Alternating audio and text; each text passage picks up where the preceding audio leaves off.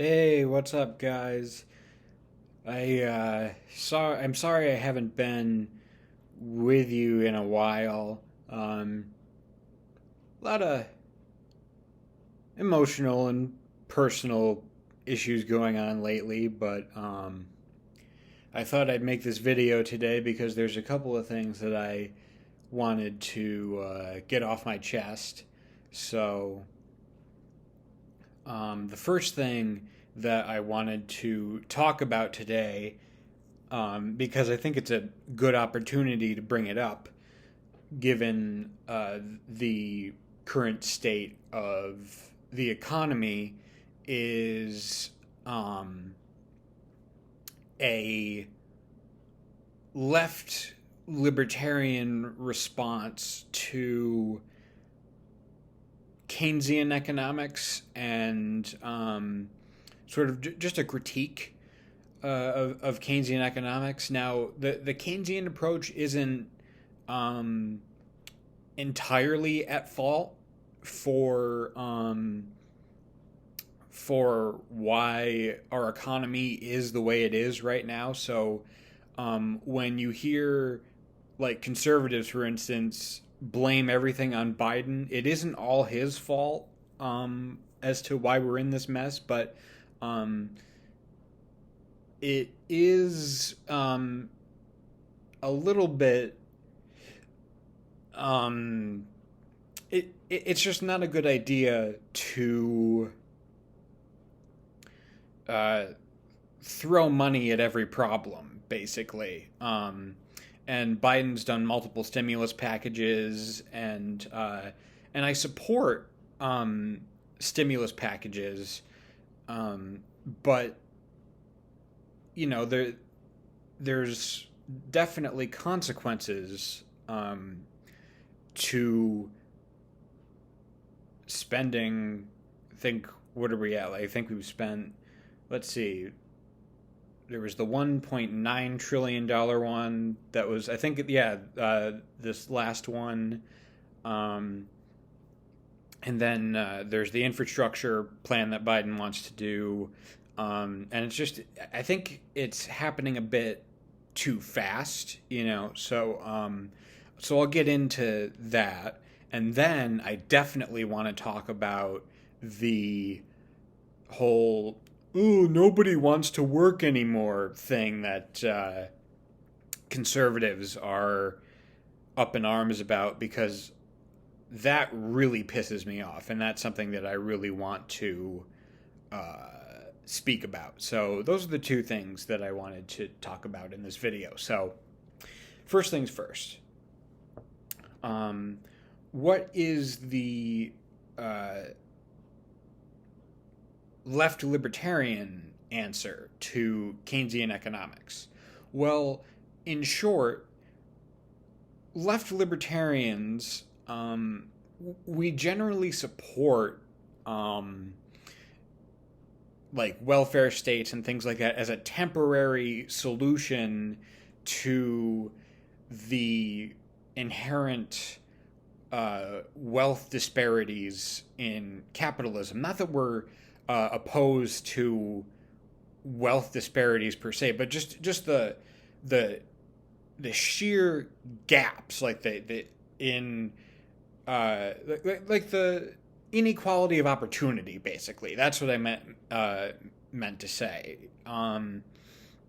So you have to compensate for that in some way, and in order to be able to do that, to give people at the bottom rung some sort of an opportunity to dig themselves out of it, you have to give them some sort of safety net, and you have to allow them to take advantage of some sort of programs. So we do acknowledge that as a reality. We're not happy about it generally, but we do acknowledge that that is a reality. Now, having said that, we're not necessarily like progressives, where if we see a problem, we think, oh, let's just create another government program, or, oh, let's just throw more money at the problem. And I think that that's a little bit of what we're seeing now from the Biden administration. Now, as I said, that's not really the only cause of the problems that we're seeing with inflation and things like that. The other thing is COVID has really messed with. Sorry about that. Has really messed with supply chains and of many goods, including things like lumber and steel, and it's just thrown things way out of whack. And so that is definitely a factor. Trump's tariffs are a factor in price increases and inflation. I did support Trump's protectionist measures to an extent, but Trump being Trump, he just took it way too far, and way too far. As somebody who, I'm kind of a neutral guy on. I used to be more hardline on the protectionist side, so I used to be more like Trump, but now I'm kind of more. I seek a balance between protectionism and free trade, where I do support free trade to an extent, but I don't support free trade to the point where it's going to exploit workers and just shuffle workers around to other countries, and I don't support. On the other side of it, I don't support extremely high tariffs, and that's what you're seeing that's what you saw in the Trump administration, is he would just slap these insanely high tariffs on goods like steel and aluminum, or on resources like or materials. I'm sorry, I can't talk today. Like steel and wood, and it would just throw these prices way out of whack, and we're seeing that consequence now. And now, of course, conservative media is blaming Biden, and that isn't necessarily Biden's fault. Again, if you want to blame something on Biden, I would say certain things in the stimulus packages you could definitely criticize Biden for, but I don't think that you can blame Biden for everything, and there are, in the hyper partisan times that we're living in, people just want to blame Biden for everything, or there are people who are Democrats that want to blame Trump for everything, and there are people like me who aren't affiliated with either party who just think that both of these camps are stupid, So it's crazy times that we're living in, man. It's really crazy. So that's a quick critique. Now, the answer here. So what I've been wanting to talk about for a while is tax policy, because this is another thing where the libertarian left deviates from progressives.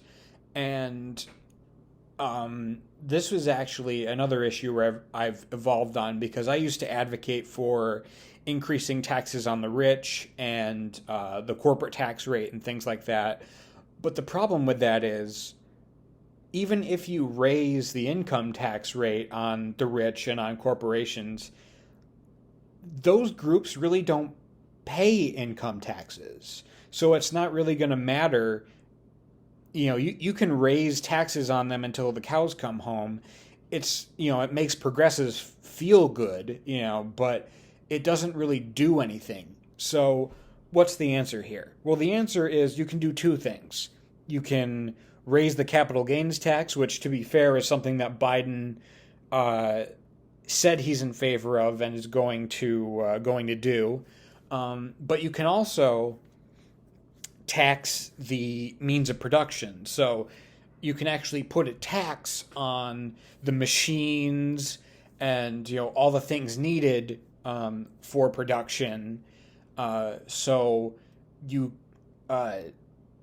you basically every time those mechanisms need to be updated or maintained or whatever, you take a little bit of a tax on that, and that provides some revenue to the government.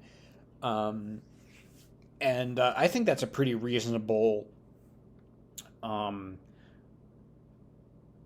reasonable means of raising tax revenue. I'm not sure if that would have an effect on prices or not. You would probably have to figure out some way of ensuring that the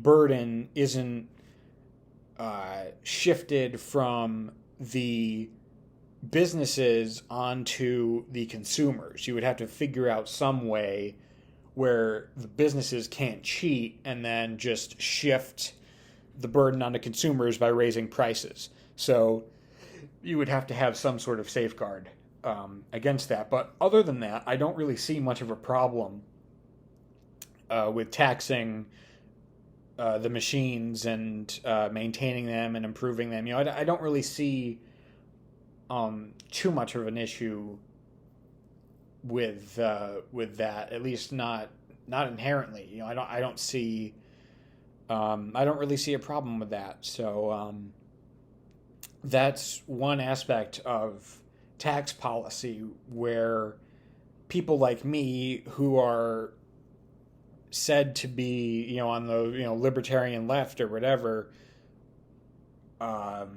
where the libertarian left sort of deviates from people who, at least in America, are perceived as being on the left, which again is ridiculous, as I've said before, because if you think that the Democratic Party is a left-wing party, you just don't know. You're just not educated about politics. I'm sorry. You're just not. You're not even that well versed in American politics. I mean, even by American standards historically, no, the Democratic Party in 2021, nowhere near left-wing. Sorry. Not even close. So anyway, that's a basic rundown of my critique of the Biden economy and of general Keynesian economics and sort of a left libertarian approach to tax policy. Again, at least as a temporary measure. Of course, going forward, I don't think, we would have to tax, because there wouldn't be a government to collect taxes, because, there wouldn't be a state, because, as anarchists, we don't condone the state. We don't advocate for a state. Our whole point is we see the state as an oppressive, tyrannical, immoral institution, and we want to get rid of it. So, anyway, that's the first point. And now on to the second topic. So that was the first topic. Here's number two. There has been a lot of discussion and debate, and there's been a lot of meme sharing going online about the supposed labor shortage that we have in this country. And it's really, really started to get to me, because there's all these people that are just so quick to judge other people, and just the whole the main crux of the argument is, oh well, nobody wants to work anymore because they're just they've just been collecting unemployment from the government, and that's more than they're making from their wages, so they're just incentivizing people to just be lazy, and why don't they just want to work, and blah blah blah blah blah blah blah. And my response to that, well, I have a lot of things to say about that, but number one, here's the reality of the situation, okay? Here's the reality. Number one, it's not worth working if that job doesn't pay you enough to live. And their response would be, well, why don't you just get a second job? Okay. As human beings, we are social animals, okay? Social animals. We weren't meant to just wake up, go to work, pay bills, and die. That was not the way it was supposed to be. That does not work. That's not how it's supposed to be. And honestly, you have to look. And it's funny how conservatives are always talking about, well, you got to incentivize people, to do things, and that's what capitalism's all about. You got to incentivize people. First of all, the fact that capitalism incentivizes people to do anything is bullshit, because capitalism is all about coercion. It's not about incentives. It's about coercion. You are forced by the system to work in these shitty jobs, again, that don't pay you to live. You are forced by that system to participate in that system and then not be able to live, and then people, that don't know any better turn around and say, oh, what? You're just lazy. You're just unmotivated. Why don't you just be happy? Why don't you just, it's like, again, we weren't made to just get up in the morning, go to work, pay bills, and die. That's not living. You're alive, but you're not living. That's not what it's supposed to be. And I think people were finally waking up to that, and were reevaluating their lives, and were kind of trying to figure out, what do I really want to do? What would really make me happy? What would really make me fulfilled as a person? And apparently, a lot of these Republican states now, they're opting out of unemployment programs because Republicans, at least, elected Republicans, they don't care about freedom. I don't care what anybody says. Republicans do not give a shit about freedom. I don't care what they say. They can use whatever buzzwords like freedom and liberty and blah, blah, blah, blah. No. Republicans and Democrats, for that matter, none of them give a shit about you or your freedom or your family's freedom or religious freedom or any of that shit. No. They don't care about any of that. And once these people in their states got a taste of financial freedom, now the Republicans want to take it away, because what the Republicans really want is you to be subservient to the capitalist class and to be cogs in a machine and to not realize your full potential in life. They want you to just be another cog so they can serve their corporate donors, and tell them, oh, see, we're totally on your side, man. See, we told our constituents to, just suck it up and go get a job. So here, now can I please have my campaign money? That's what it's all about. So that's point number one. And point number two, it's not as easy in today's environment to just get a job. It's not. There are insane requirements at some jobs that aren't like, retail or fast food or whatever. You have to have like insane levels of experience, even if you're, like just starting out in life. If you just graduated college, you're looking at these applications, and it's like these companies want you to have like 10 years of experience or like 5 years of experience, and it's like, where do you expect me to get that from? How did you, what? It's like, what? And again, they're probably not going to pay you that much anyway. So it's like, how do you... The point is, it's rigged. The system is rigged. And it's especially rigged against people... I hate to, because I don't want to sound, because people are going to judge me, like, oh, you're just playing the victim. No, I'm keeping it real.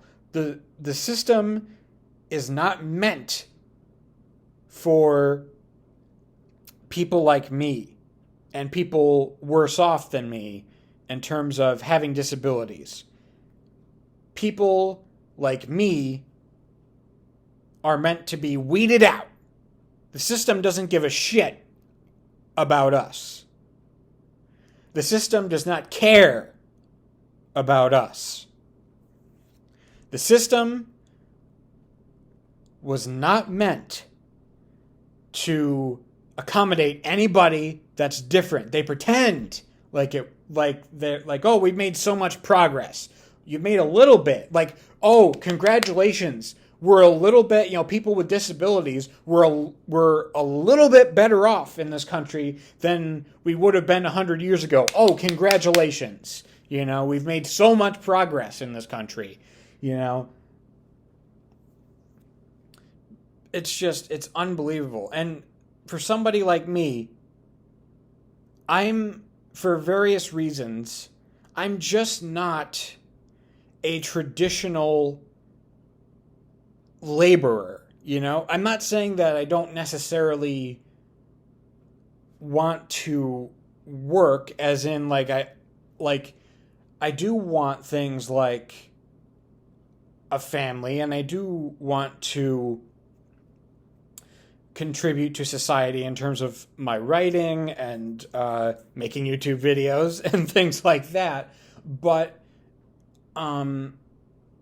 it's just like it's very hard for people to understand that I'm not meant to be a cog in a machine.